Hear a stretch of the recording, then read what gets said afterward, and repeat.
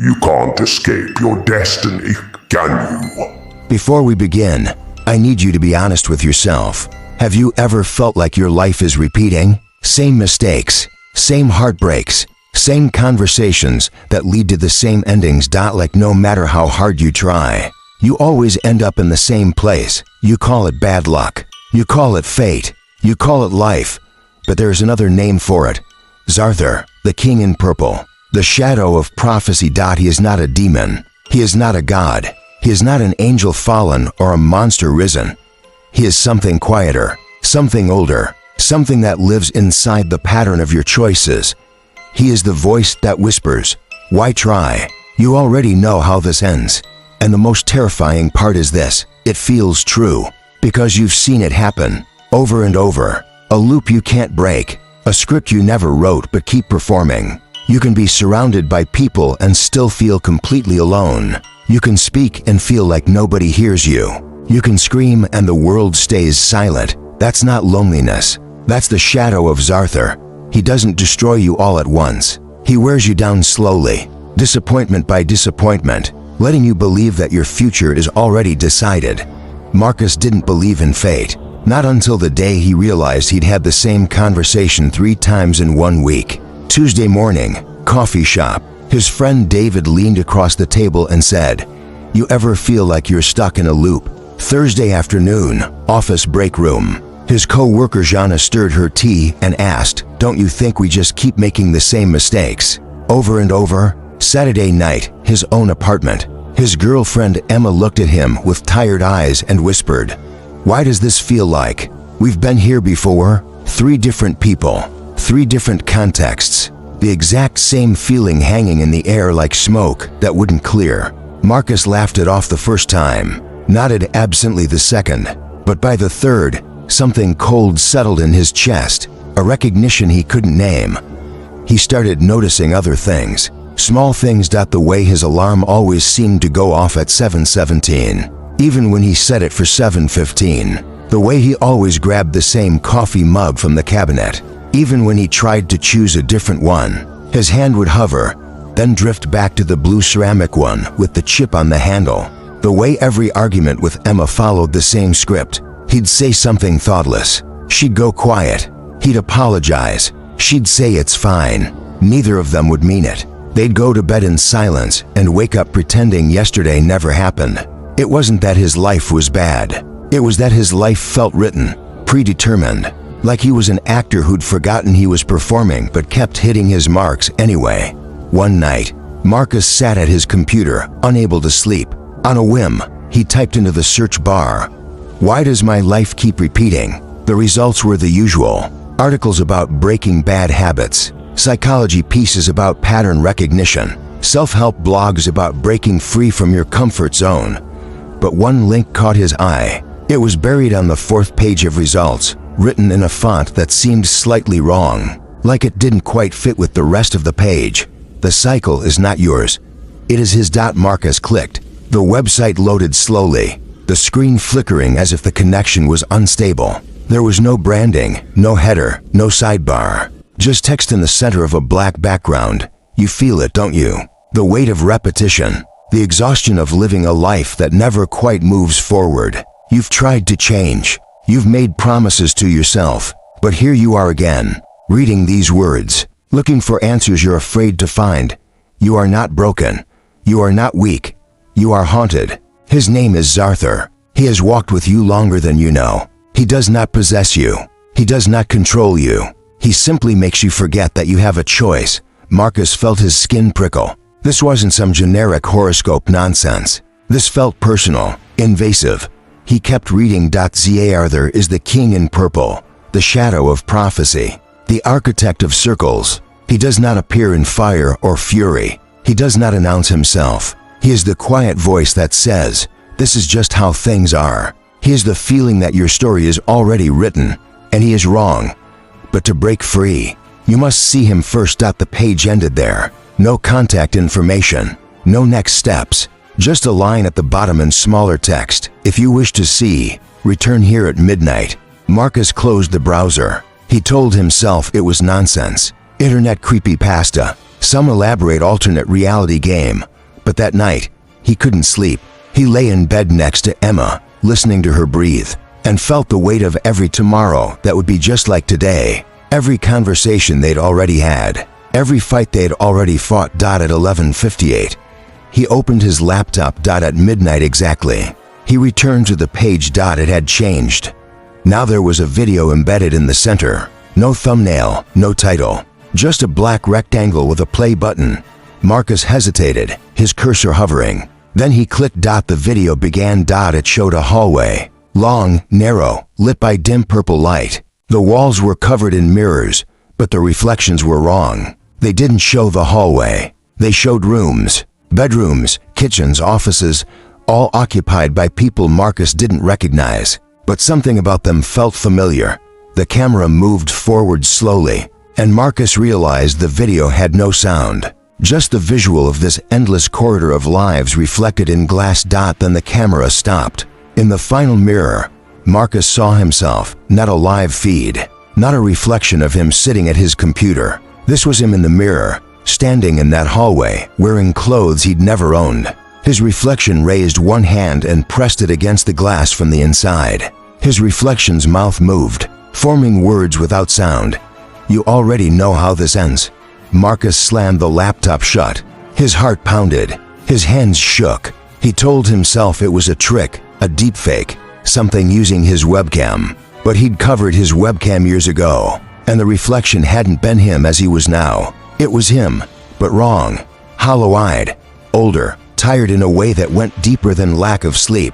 The next morning, he tried to tell Emma about it. "You had a weird dream," she said, not looking up from her phone. "No." Marcus insisted. "It was real. I was awake. I saw myself." Emma finally met his eyes. "You've been stressed lately." "I'm not imagining this," she sighed. The same sigh she always gave when she didn't want to argue. "Okay. So what do you want to do about it?" Marcus opened his mouth but realized he didn't have an answer. What could he do? Report a website to who? Explain what, exactly? Emma went back to her phone. The conversation ended the way their conversations always ended. At work, Marcus couldn't focus. He kept checking the time, watching the minutes drag. 7 hours until midnight. 6, 5. David stopped by his desk. "You look like hell, man. Didn't sleep well." David pulled up a chair. "You ever feel like, I don't know, like you're watching your life happen instead of living it?" Marcus froze. "What did you just say? Like you're on autopilot or something? Like you're not really making choices? You're just following a script?"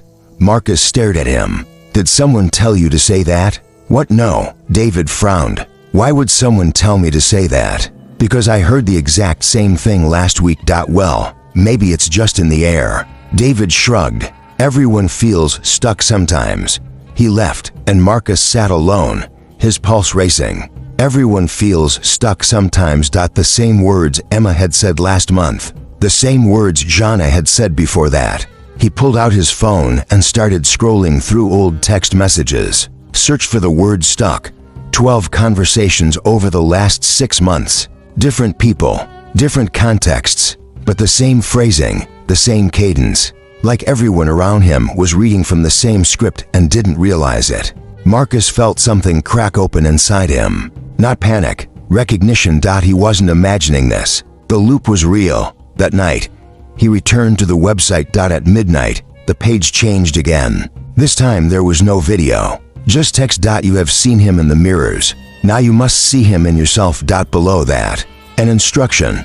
"Go to the place where you feel most trapped. Stand there at 3 in the morning. Say his name 3 times. Marcus read it twice, 3 times. This was insane. This was exactly the kind of thing people did in horror movies right before everything went wrong. But he was already living in a horror movie, wasn't he? One where nothing ever changed. One where tomorrow was always yesterday with a different date. The place where you feel most trapped. He knew immediately where that was. At 2:45 in the morning, Marcus stood in the bathroom of his apartment. The same bathroom where he brushed his teeth twice a day, where he showered every morning, where he stared at his reflection and told himself today would be different. It was never different. The lights were off. The only illumination came from the streetlight outside the window, casting everything in sickly yellow. Marcus looked at his reflection in the mirror above the sink. At 2:59, he took a breath. At 3 exactly, he spoke. Zarthur. The word felt heavy in his mouth, like speaking a language his tongue didn't know. Zarthur. The light from outside flickered. Once, twice. Zarthur. The reflection in the mirror changed. It was still Marcus. Same face, same body, same tired eyes. But now there was something behind him. A shape, tall and thin, draped in fabric that looked purple in the dim light, but might have been black, or might have been the color of nothing at all. It had no face, or had every face. Marcus couldn't tell. Every time he tried to focus on it, his vision slipped away like trying to remember a dream. The shape leaned down, and Marcus felt cold breath on the back of his neck. A voice, not quite heard, not quite thought, spoke directly into the center of his mind. "You called. I have always been here." Marcus tried to turn around, but found he couldn't move. He was locked in place, staring at the reflection, at the thing behind him that shouldn't exist but did. "You are the voice," Marcus whispered. "You're the one who makes us give up. I am not your enemy." The voice was almost gentle. "I am your truth. I show you what will be. I spare you the pain of false hope." That's a lie. Is it? When has trying changed anything for you? When has hope made tomorrow different from today? Marcus felt tears burning in his eyes because the voice was right. He'd tried. God, he'd tried. He'd made resolutions and promises and plans, and none of it mattered. He always ended up here, in the same bathroom, with the same life, with this same crushing sense that he was living in a cage he couldn't see. "I can end this." The voice continued. "No more struggling. No more disappointment. Just acceptance. Peace. You simply stop fighting. You let the cycle continue. It is easier. No. The word came out before Marcus could stop it. Small, almost inaudible, but it was there. The shape behind him seemed to pause. No. Marcus said again, louder. "I don't accept that. I don't accept that this is all there is." The voice turned colder. "You have no power here. You have already lived tomorrow. I have seen it. You'll wake up, go to work, fight with Emma, go to sleep, wake up, repeat. This is not prophecy. This is observation. Then I'll change it. You cannot. No one can. The cycle is the only truth." Marcus closed his eyes. His whole body trembled. But somewhere in the core of him, something sparked. Something small and bright and furious. "If the cycle can't be broken," he said slowly, "then why are you here? Why do you need me to give up if the outcome is already decided?" Silence. When Marcus opened his eyes, the shape in the mirror had shifted. It was closer now, filling the entire reflection. A massive purple-black shadow that pulsed like a living thing. "I exist because you believe I do." The voice was no longer gentle. It was sharp, angry. "I am your fear made manifest, your despair given form. I am the part of you that knows change is impossible." "But I don't believe that," Marcus said. "Not anymore." The lights in the bathroom flickered violently. The mirror cracked, a single line splitting down the center. Marcus felt something loosen in his chest. The weight that had been pressing down on him for months, maybe years, lifted just slightly. Not gone, but lighter. "You lie to yourself," the voice hissed. "Tomorrow you will wake up and do exactly what you always do. You will forget this conversation. You will forget you ever tried." "Maybe," Marcus said. "Or maybe I'll wake up and make one different choice, just one. And maybe that will be enough." The shape in the mirror screamed. A sound that wasn't a sound. A vibration that rattled Marcus's teeth and made his vision blur. The crack in the mirror spread, spider webbing outward. Then, suddenly, it was gone. The bathroom was empty. Just Marcus and his reflection, pale and shaking, but alone. He stood there for a long time, breathing hard, waiting for something else to happen. Nothing did. Finally, he turned on the light. The mirror was intact. No cracks, no damage. Like nothing had happened at all. But something had changed. Marcus felt it. A loosening. A space where before there had been only compression. He went back to bed. Emma was still asleep, curled on her side. Oblivious, Marcus lay down and closed his eyes. When he woke up the next morning, his alarm went off at 7:17. He stared at it for a moment. Then, slowly, deliberately, he reached out and turned it off. got up, walked to the kitchen, reached for the blue ceramic mug with the chip on the handle. His hand hovered. Then he grabbed a different mug, a red one Emma had bought him years ago that he'd never used because it didn't feel right.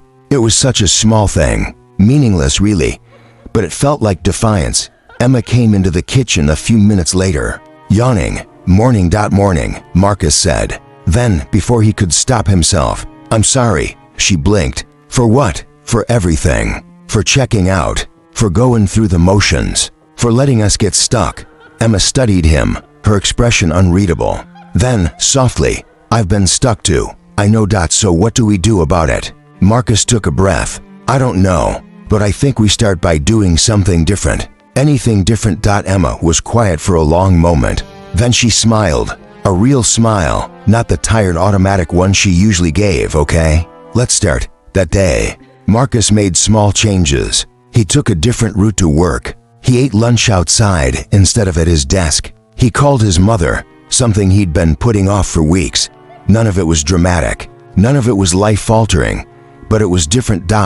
And that mattered. That night, when he returned to the website, the page was blank. Just black screen. No text, no video, nothing. Marcus stared at it for a while, then closed the browser. He didn't need it anymore. Over the following weeks, things didn't magically transform. Marcus still had bad days. He and Emma still fought. Work was still tedious, but the weight was different. The sense of inevitability was gone, replaced by something fragile but real. Choice. One morning, about a month later, Marcus stood in the bathroom brushing his teeth and caught sight of his reflection. Just for a second, just at the edge of his vision, he thought he saw something behind him, a flicker of purple shadow. He turned quickly, but there was nothing there. When he looked back at the mirror, his reflection was smiling. Not the reflection, him, Marcus, smiling at himself. The shadow didn't vanish. He realized it was still there, would always be there. The voice that said nothing changes, nothing matters. Why try? But now Marcus knew something crucial. That voice was not prophecy. It was just fear. And fear could be acknowledged without being obeyed. He finished brushing his teeth, rinsed, dried his face. Behind him, the bathroom was bright and empty. As he left, Marcus whispered, almost too quiet to hear, "Not today." And the shadow, if it was there at all, said nothing back. Years later, Marcus would sometimes tell the story to people who seemed stuck, who seemed trapped in their own cycles. He never mentioned Zarthur by name, never talked about the website or the mirror, just told them what he'd learned. "Your life isn't a script," he'd say. "It just feels that way because you keep making the same choices. And you keep making the same choices because you're afraid different ones won't matter. But they do. One choice can rewrite everything. Not because the universe will reward you, not because fate will shift in your favor, but because you will know you are not a passenger in your own life. You are the one driving." Some people listened, some didn't. Marcus understood. The shadow whispered to everyone differently. Some people needed to hear it louder before they could hear anything else. But for those who did listen, who did take that first small step into uncertainty, Marcus could always tell there was a lightness to them, a loosening. The pattern was breaking, and once you knew it could break, once you'd felt that crack, that space, that breath of possibility, you could never fully unhear your own voice saying, "Not today." Marcus never saw the shadow in the mirror again, but sometimes, late at night, when the apartment was quiet and Emma was asleep beside him, he felt its presence, a cold pressure at the back of his mind, whispering the old familiar words. "Why try? You already know how this ends." And every time, Marcus would take a breath, feel the weight of all his tomorrows, and whisper back, "Maybe, but I don't know how today ends." And that was enough. That was always enough. Because Zarthur, the king in purple, the shadow of prophecy, has no power over a single moment of defiance. He rules only the future you surrender to. The present is yours. And in the present, in this moment, you are not trapped. You are choosing. Even reading these words right now, you are making a choice to listen, to consider, to wonder if maybe, just maybe, your story is not finished. The cycle is real, but it is not unbreakable. One choice, one moment, one breath of courage when everything in you says give up. That's all it takes to crack the pattern. And if you felt this, even for a second, you did not find these words by accident. The shadow only has power when you do nothing. So do something. Anything. Choose. And watch what happens when prophecy meets will. The shadow will whisper that nothing will change, but the shadow lies, not because change is guaranteed, but because trying is the opposite of surrender, and surrender is the only victory Zarthur can claim. Your story is not written. It is being written. Right now. In this moment. And the next choice, the next word, the next step is yours and yours alone. Zarthur cannot take that from you. No one can, unless you let them. So, single quotes. Stand in your own mirror and see yourself clearly. Not the person you were yesterday. Not the person you fear you'll be tomorrow. The person you are right now, and ask that person, what do I choose? The answer doesn't have to be grand. It just has to be yours. And when the shadow whispers that it doesn't matter, that the cycle will continue, that your effort is meaningless, remember this: the shadow would not need to convince you if your choices had no power. Its very existence proves you have something it fears. Agency. Will. The terrifying, beautiful freedom to write your own next sentence. So write it. And when tomorrow comes, when the alarm goes off and the routine beckons and the weight settles back on your shoulders, remember, you are not trapped, you are haunted. And what is haunted can be cleansed. Not by running. Not by pretending, but by standing still and saying, clearly and firmly, I see you, and I choose something else. That's all, that's everything. And if you ever doubt it, if you ever feel the pattern closing in again, return to this moment, this exact moment when you realized your life is not a prophecy, that it's a conversation, and you get to speak. The shadow will always be there, in some form, whispering its quiet poison. But so will you, and you are louder than you think. Speak, choose, live, and the pattern will break. Not because the universe wills it, but because you did. And that, in the end, is the only magic that matters. The magic of a single human being looking at their reflection and saying, not today. Tomorrow may repeat, but today is new. And in today, anything is possible, even freedom. Especially freedom. So take it. It was always yours. You just had to remember. And now you have. Welcome back. Welcome home. Welcome to the first day of a life you're actually living. The shadow is still there, yes, but so is the light.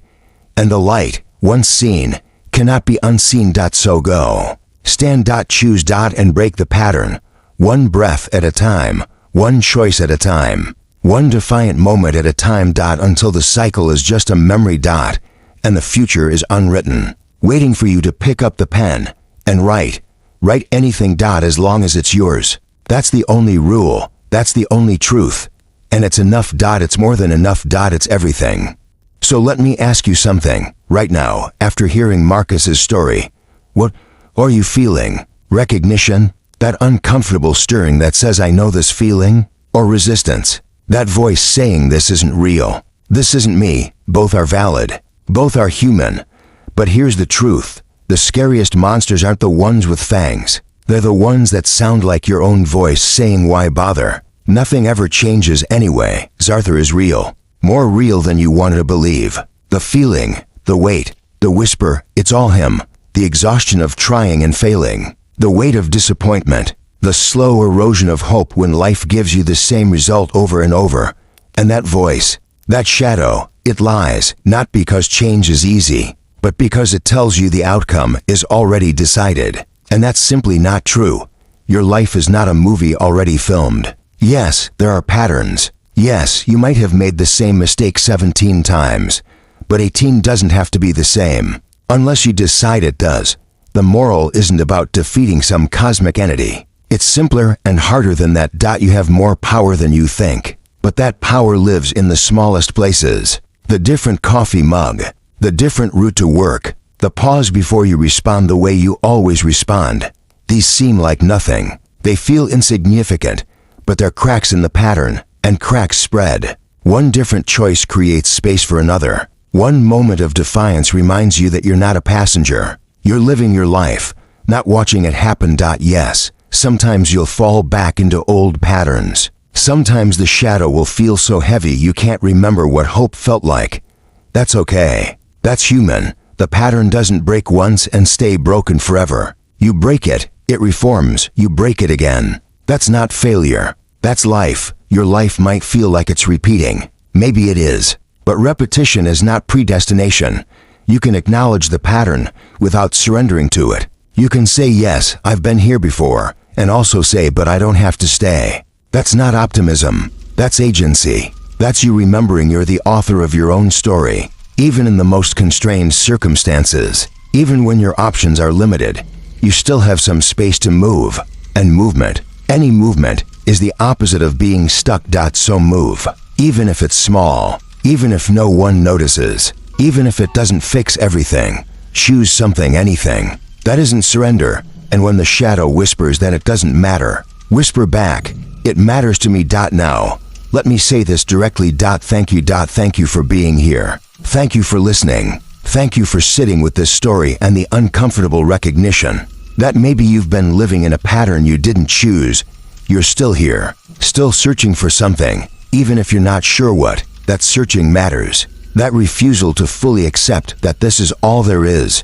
That's the crack in the pattern. That's the light getting in. Thank you for not giving up. Even when giving up feels rational. Thank you for trying again. Even after all the times trying didn't work. Thank you for being brave enough to wonder if things could be different. I don't know what pattern you're trapped in or what shadow is whispering to you. But I know this, you found this for a reason.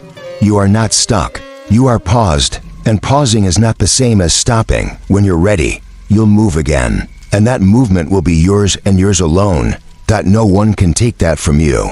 Not the shadow, not the pattern, not even yourself. Because once you know you have the power to choose, you can never fully unknow it. You're not alone in this. Look around. See all the people fighting their own patterns, making their own small defiant choices. You're part of that. You're part of us. So go now. Go back to your life, your routines, your struggles. But go back different. Go back knowing you have a choice. One small act of defiance ready. It doesn't have to be big. It just has to be yours.